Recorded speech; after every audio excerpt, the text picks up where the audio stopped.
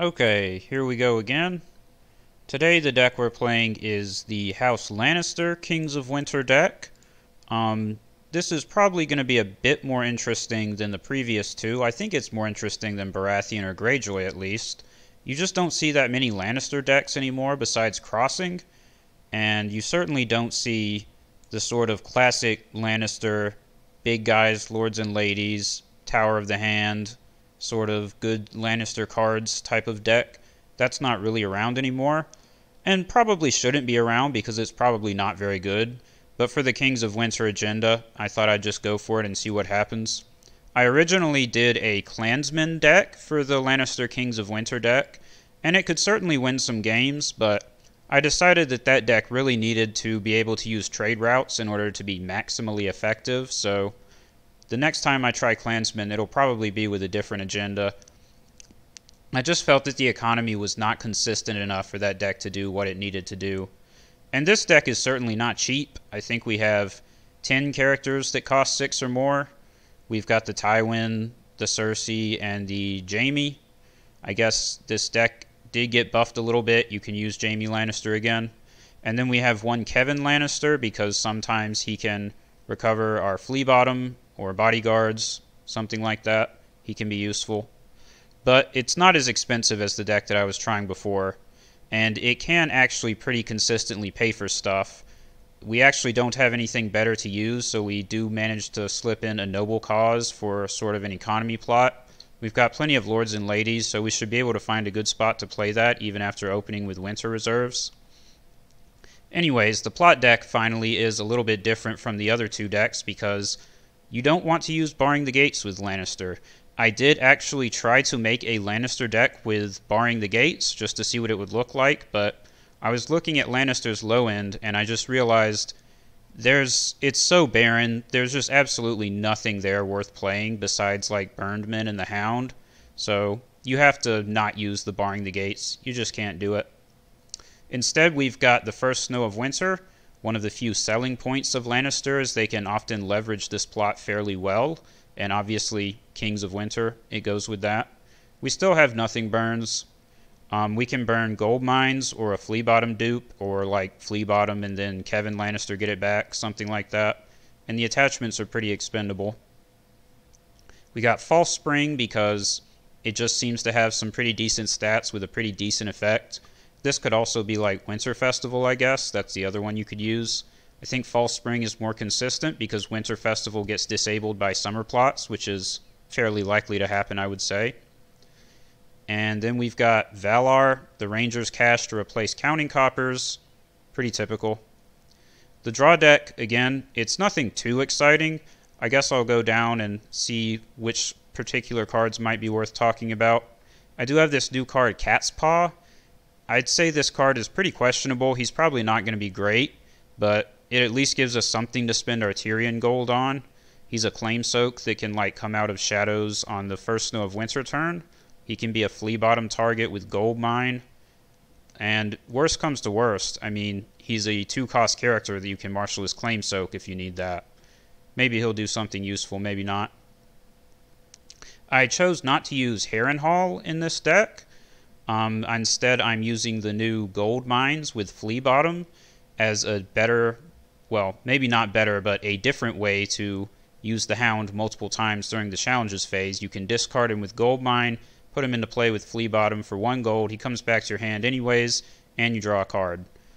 And these two cards together, they cost 3 instead of 4 for Harrenhal. They're less vulnerable to disruption because it's 2 locations instead of just 1.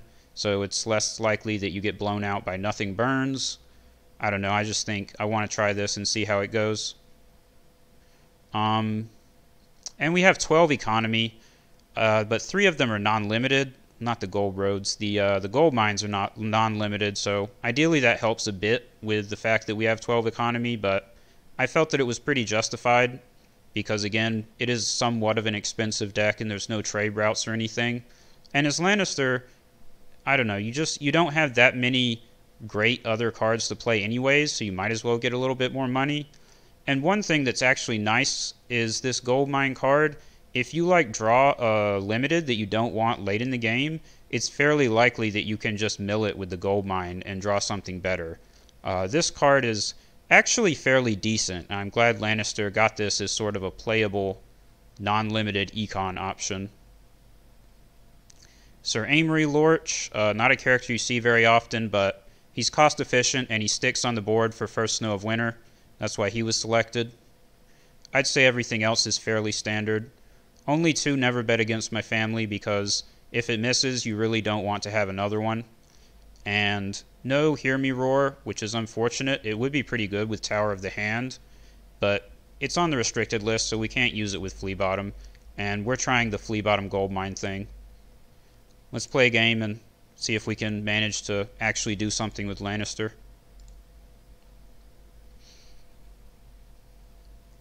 Baratheon, Wars to Come, so he's also playing a Tier 2 faction. Maybe we have a chance. This starting hand is pretty bad. We could set up Tyrion Goldroad. That's not terrible, I guess, because Baratheon doesn't typically have March to the Wall. I'm really scared of doing a mulligan and getting no econ, so I'm going to keep this hand, even though it's not great. I guess it's not that bad. I mean, I do have Never Bet to play on the first turn. Got a bodyguard. We'll see.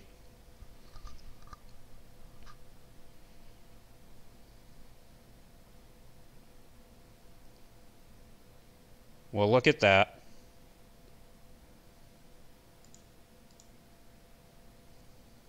It's like, I can play Nothing Burns and make him discard one of these, but what good does that even do? Oh, he does have March. Well, that's just wonderful. Probably lost this game.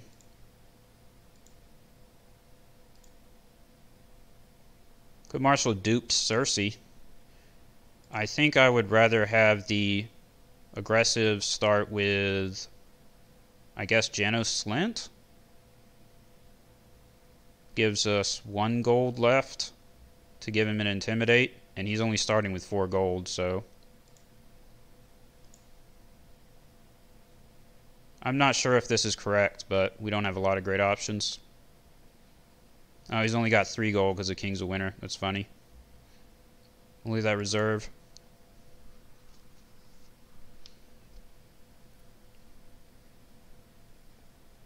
Shame we don't have Political Disaster. That would blow him out really hard.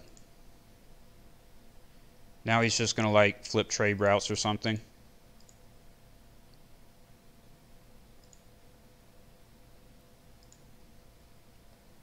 I'm probably going to toss Widow's Wail for reserve, and I guess Genna Frey doesn't seem super great. Yeah, let's just do that and not use the Never Bet because it's pretty useless this turn. 1 shy of ambushing the Hound. Very unfortunate.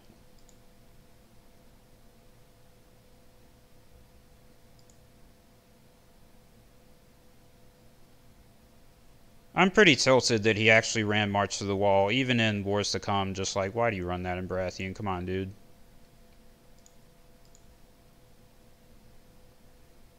Shame I don't have Flea Bottom or I could discard the Hound.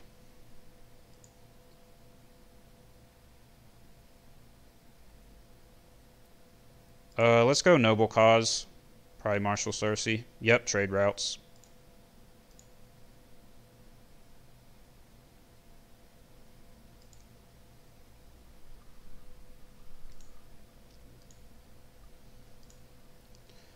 Once again, 1 gold off of Tower of the Hand would be super good with Never Bet against my family. Probably go Bodyguard Treachery instead. Knowing my luck, he'll have Melisandre here. Kneel her out. If he doesn't, then it's pretty good that he let me go first with my non-kneeling 6 strength character. Oops. But he probably has it. Or like, well, she's actually immune to Shadow Priestess, but... Oh, I have Treachery. Huh.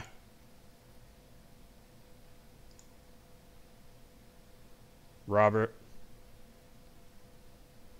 There she is. Let's Treachery that. We're going to do Valar Morghulis because these don't have saves, and like those are the 2 scariest characters in his deck right there. And Cersei has 2 saves.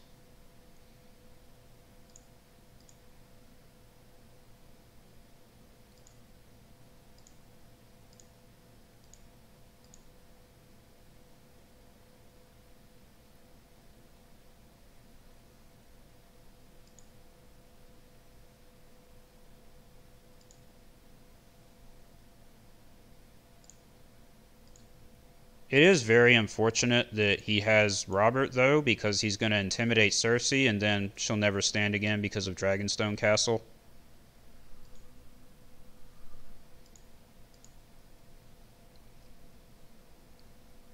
Kill Janos. We're doing Valar anyways.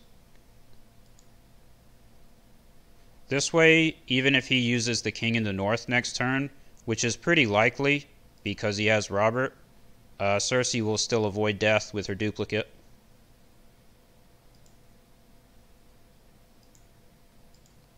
Then we'll have 3 gold to Marshal the Hound, and hopefully he can protect us from military claim. Worst comes to worst, we can use the Never Bet to hopefully absorb a military claim.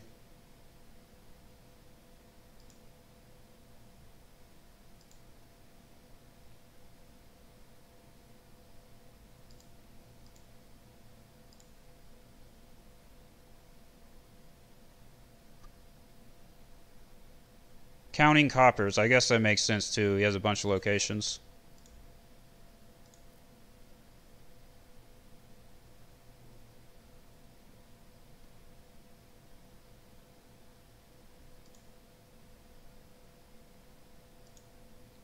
Hey, there's Flea Bottom. Now we just need Gold Mine. No Flea Bottom targets. How sad. We'll bring out the tower instead because maybe we can blow him out with the Never Bet tower combo.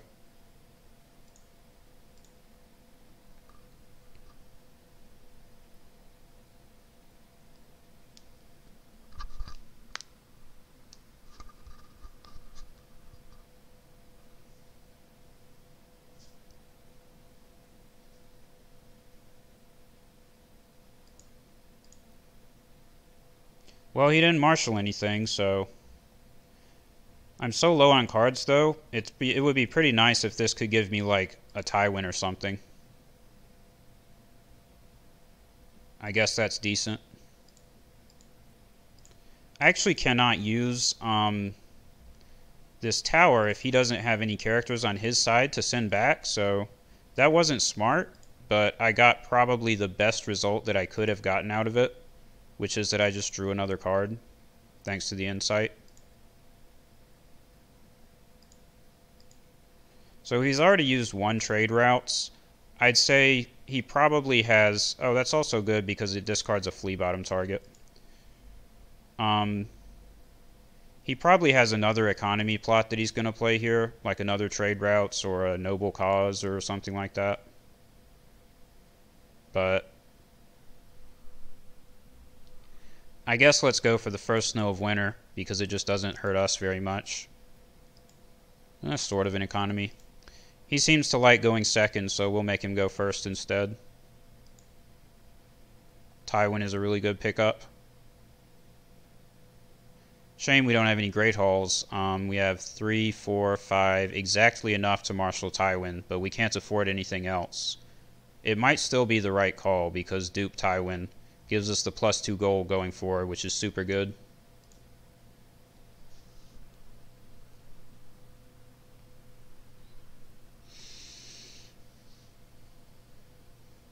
Oh, the Gold Road lets us use Flea Bottom, and we... Oh. Well, no Flea Bottom, I guess. Probably use Nothing Burns to get rid of that. I don't know.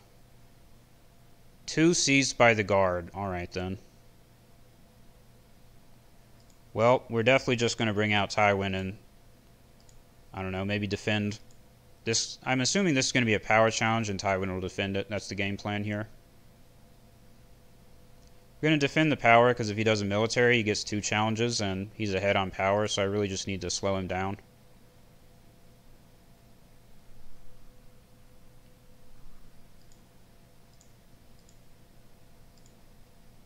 Get this 1 gold, so we don't lose dominance with that stupid Chamber of the Painted Table. Ha! Can only use Dragonstone Castle on one of these. You can't get them both, boy.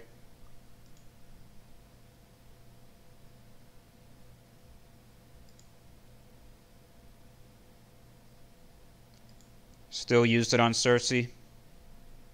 I don't know if I agree with that. I guess because she's a better Tower of the Hand target, but that's going to be disabled for like 2 turns anyways. Yeah, give me that Cersei power, discarding for reserve. I guess we have a dank combo with False Spring. Get another Cersei power this way, but I think I'm going to go for Ranger's Cash. I'm going to have way more gold that I can probably spend going forward. Oh, that's why he kneeled Cersei. Forced March, makes sense. It's really nice that we have the Hound, though, because excess gold can just be sunk into ambushing him.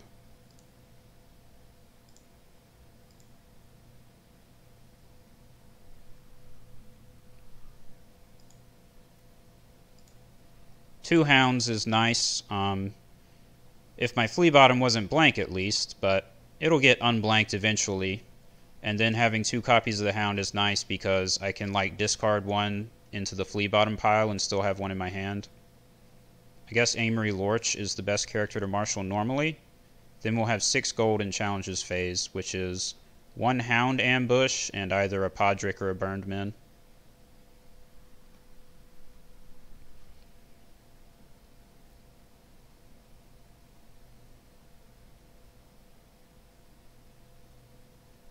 Hopefully he doesn't marshal anything that'll, like, that's something good to pick for military claim. He hasn't put out any reducers or anything, so hopefully he has to kill this Maester Crescent for military.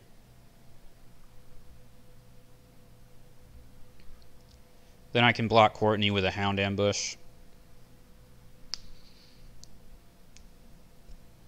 Well, that's frustrating.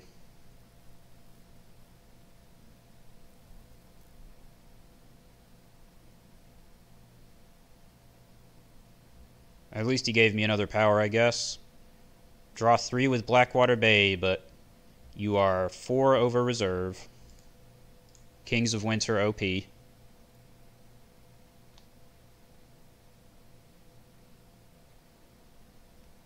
I don't know. If I go in with the Hound and do military, then he just does unopposed and kills Crescent. And then Penrose gets 2 challenges, and I really don't want that. I need to block Penrose really badly. So let's go for a Burned Men. He'll probably defend this. It's not ideal, but whatever. As long as he doesn't have, like, Valar Dohaeris, which, since he is Wars, would not totally surprise me. Oh, that's very unfortunate. Well, I was going to say we were pretty far ahead and in a good spot, but that changes things considerably. Still can defend the Hound. Well, not the Hound, defend Courtney. Although, if he's smart, he will declare both of these, knowing that I probably have the Hound in hand.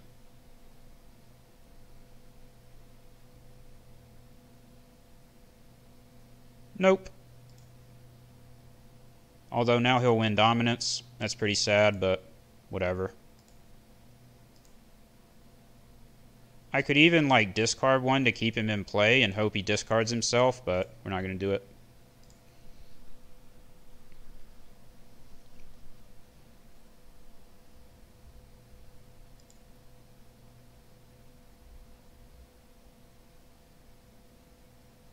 City Watch, who uses that card?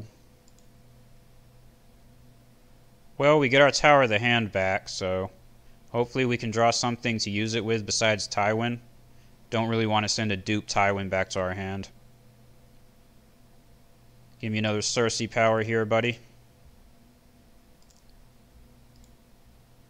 Draw 2. We drew Jaime, probably the best Tower of the Hand character. Let's go for False Spring.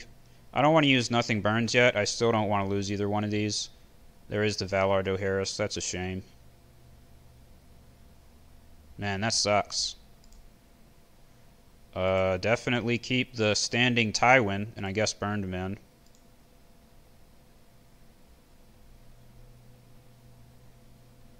We were going to get another Cersei power off of False Spring, too. Unlucky.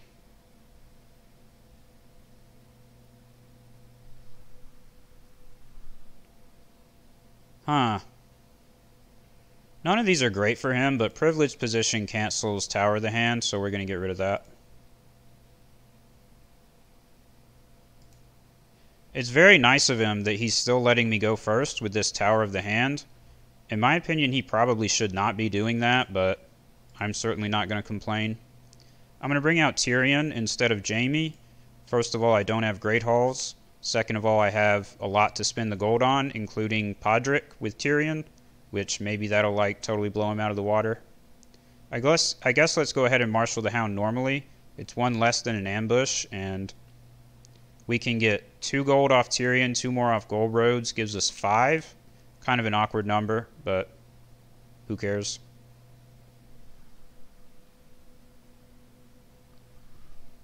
Fickle Bannerman, that's pretty risky. Although I guess he can bestow it to keep it safe for at least 1 turn. That's probably going to have to get sent back to his hand with the Tower of the Hand and Tyrion here. If I wanted to like go for broke, I could not send it back and hope he does a military with it and try to kill it with Podrick. But it's much better to be safe than sorry. He has 0 gold, so there's probably nothing he can do about this.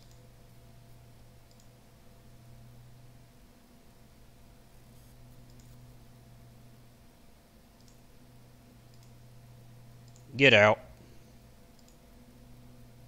Tower of the Hand, still one hell of a card if you ever actually get to trigger it. I want to keep Tywin standing to defend. Let's see, if I bring in another Burned Men, I can do military with 10, and then he has to kill something.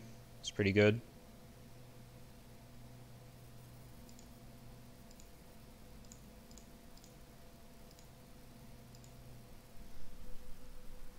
So if he has to kill a guy here, then we're still in a pretty good spot, I think.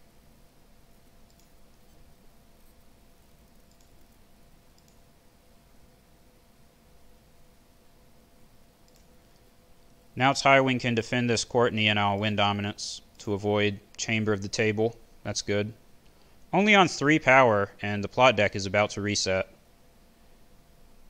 Man, isn't it fun when people play reset-based decks, March to the Wall and Valar Dohaeris and all that stuff? Although I guess I play Valar Morghulis, so I can't say anything.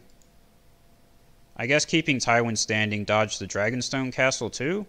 He probably should have declared Courtney to make me kneel Tywin, and then he could Dragonstone Castle Tywin. Flea Bottom's back online this turn. I guess that's nice, but we're going to have to discard it with our Nothing Burns anyways. He'll probably just lose the Stormlands fiefdom. Pretty irrelevant. Let's go first because we have Tower of the Hand and Jaime Lannister.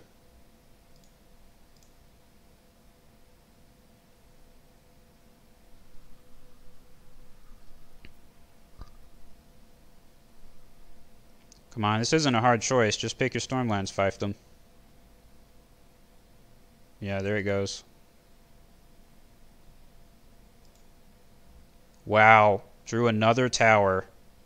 Unlucky. If we just had known that we were going to draw that, had drawn it 1 turn earlier, could have kept our Flea Bottom. Well, let's bring Tyrion back. Let's see. 8, 9, 10. 1 gold off of getting both Jaime and Tyrion. That's pretty unfortunate. Tyrion is still the best target for reasons discussed previously, and the fact that 5 is still enough to send this Courtney back. He's a pretty good target in lieu of anything else. Marshal the Hound.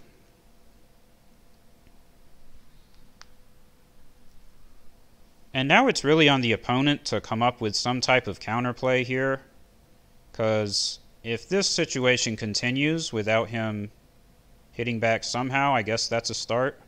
He's pretty dead, I think. Even though we're behind on power. And we're only behind by 3 on power now. Well, 1 is on the Tyrion. That'll probably go away, but... Maester Crescent. What happened to him? Maybe he got sent back by First Snow. I wasn't paying attention. What is that? Traitor to the Crown? Wow, that's pretty bad. That's very unfortunate.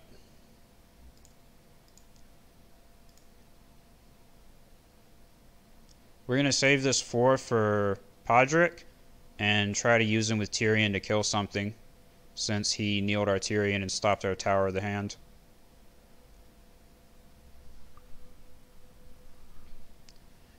We want to make sure he has to kill a character for military claim. These 2 together aren't doing it, and Tywin's most useful ability on defense, which is defending the power, has been nullified by this traitor. Again, he played this the turn after Nothing Burns. That's so unfortunate. So yeah, we'll just use Tywin to probably kill Maester Cresson.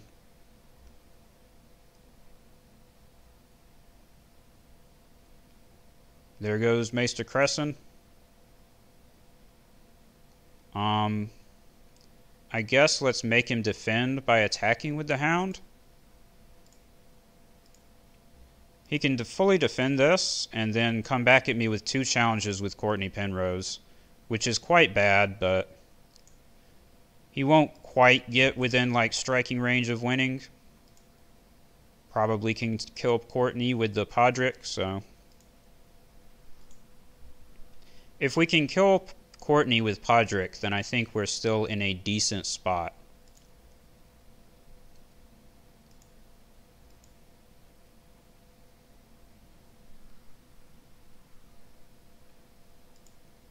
Even though he's now gotten into the double digits on power, which is quite scary. Good, he's going to do the military. Walking right into our trap card.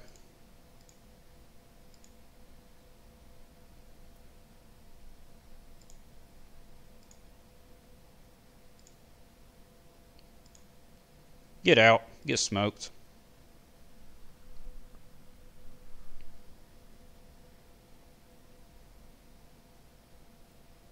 One to 0 for dominance, no chamber. Surprised that he hasn't drawn the Iron Throne yet. I mean, he's drawn over half his deck. Poor Tywin, never going to stand again, but still gives us +2 gold every turn. I would expect his plot to be Valar Morghulis now, but we have Jaime just sitting in hand, so that's still pretty good. Losing the Hound is very unfortunate, though. Let's do Ranger's Cash. We're running out of cards again. Oh, no Valar Morghulis. That's really good for us. But that plot is usually used with the Salice that kneels the entire board, and we didn't draw Treachery, so let's pray that he doesn't play that. That's going to make me sad if he plays it.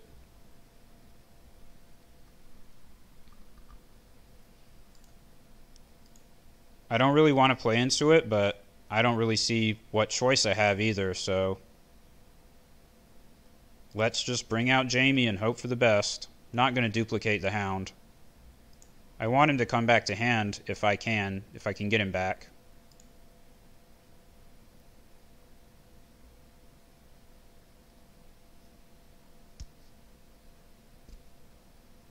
Well, he's not kneeling his Great Halls, so hopefully we lucked out and he doesn't have it.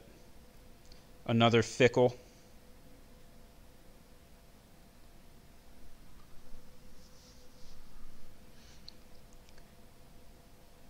Probably send one of those Fickles back with, I guess, Jaime?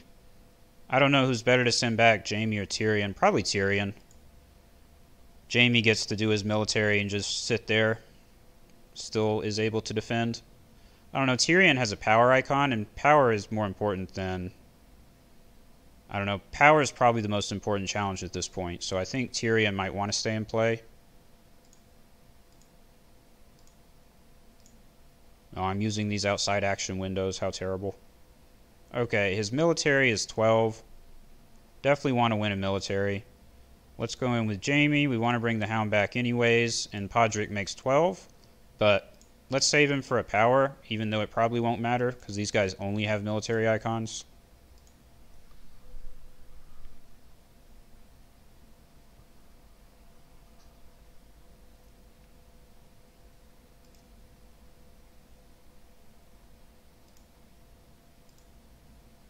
So we got the Hound back, 4 gold. We can bring him back out and do another challenge. I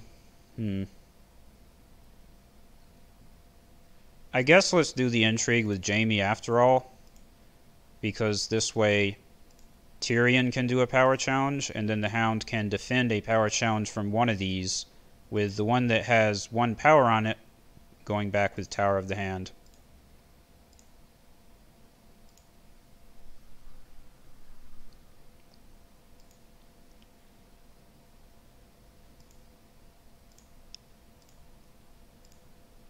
And the 6 gold ensures that we will win dominance.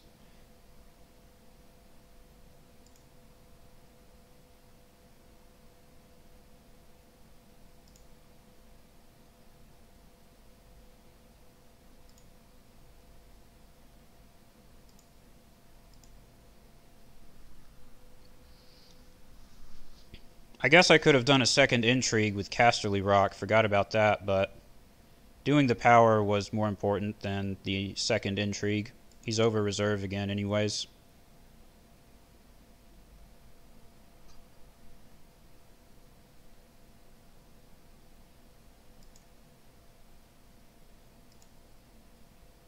Draw some more cards. I guess dupes are nice. Probably not going to need to Valar again at this point. Let's play the first Snow of Winter. It brings Podrick back, which is pretty scary for him. Probably clears his board. This Forced March doesn't matter, they're coming back anyways. And yeah, it lets me get the Burn Men back and then just ambush them back into play.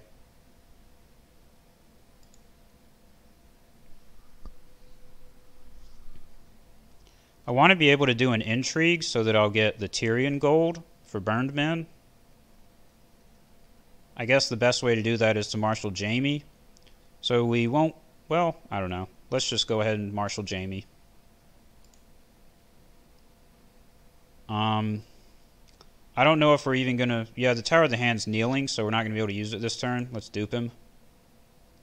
1 gold left. No reason to spend it on reducers that are going to come back with first snow. Hopefully he just can't marshal anything here.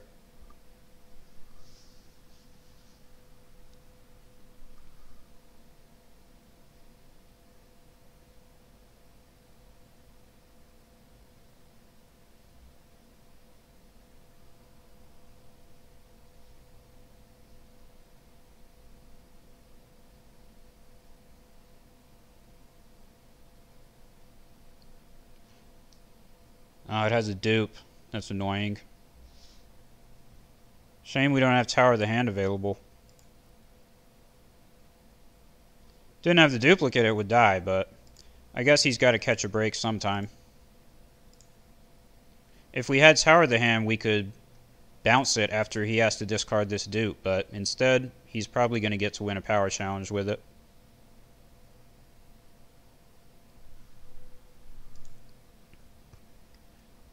Go ahead and do the intrigue because there's no way he's not going to just do a power. And we stay ahead on dominance 1-3. If he keeps it standing to win dominance, I'm totally happy with that. Oh, we're at 14 power, huh? Alright, well. Let's give him his challenges turn.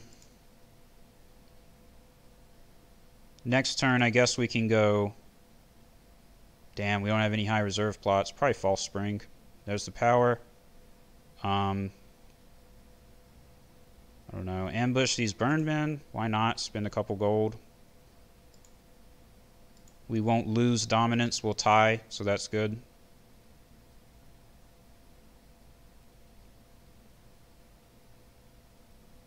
Support of the people. That's kind of scary. Oh no, the Iron Throne. Seriously? That's really obnoxious. Well, now he's on 14 power.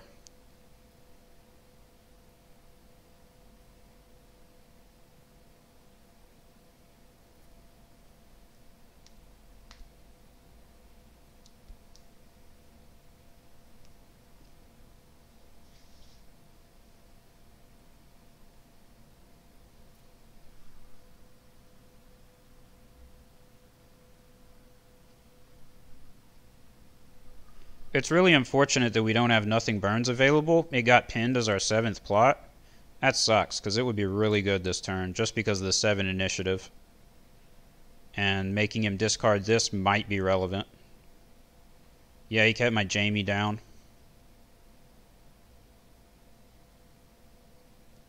Discarding 5 for reserve. Unfortunate, but probably doesn't matter.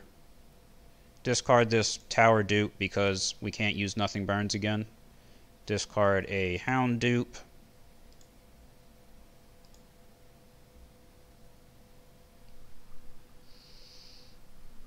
I wonder what his last plot is. We probably have to win during our challenges phase, or wow, that's bad. I mean, at least he doesn't have a king, but I don't like that. Oh, well, if it disables his chamber, that's really good, actually. Yeah, his hand is trash. He's basically played all his good stuff at this point in the game. Just discard a character. We can't use Tower of the Hand, so I guess we'll dupe Tyrion. And then just play what we can. Play the Hound, play Myrcella, even though she'll be disabled. Might as well. I guess she lets us do 2 intrigues. Another intrigue body. So let's see, 11 power. We can get a Renown on Tywin, and then Power Claim will bring us to 13. Probably can get an Unopposed with Tyrion for 14. So if he doesn't have enough bodies to defend challenges, maybe we can get to 15.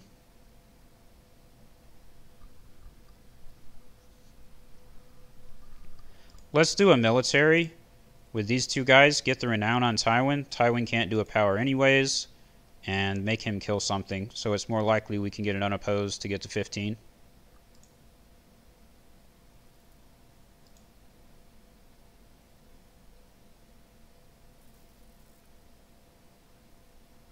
So now Unopposed Power, Unopposed Intrigue should do it.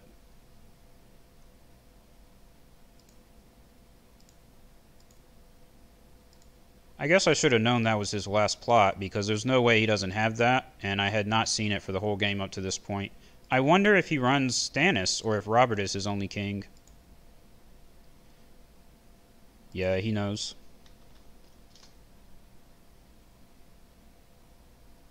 Man, that was quite a game. Went to, what was that, 10 or 11 plots? I think 11. Not 10. Super close. I mean, 14 on his side, and I'm about to get 15 over here. That was crazy. The turning point in that game is when I hit that Valar Morghulis on his Robert and Melisandre. Just not a lot of gas left in the deck after Baratheon loses those 2 characters. Even with this really solid location base, it did get him pretty far, but just not enough at the end of the day. I'm glad I was able to show a pretty lengthy, close game with some swingy turns, I guess. I feel like that was pretty good. So, yeah. Hope you enjoyed the game.